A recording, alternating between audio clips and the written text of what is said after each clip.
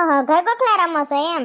હા હું હે ને ડોક્ટર છું, ચિંટુ તો મોટો ડોક્ટર. અમે બે ભાઈઓ હોય, આ હે ને શિવ ઈ મારો નાનો ભાઈ હોય, ઈ ગાડી રિપેર કરે અને આ ચકી હે ને ઈ રસોઈ કરે, ઈ મારી બેન હોય. ઓહો ચક્કી બેન રસોઈમાં શું બનાવે છે? કાઈ નહીં સોનલ આંટી, પીઝા બનાવું છું. ઓહો પિઝા બનાવસ? હા હવે કેવા બને? હું ડોક્ટર છું, તમને કઈ થયું હોય તો કહેજો.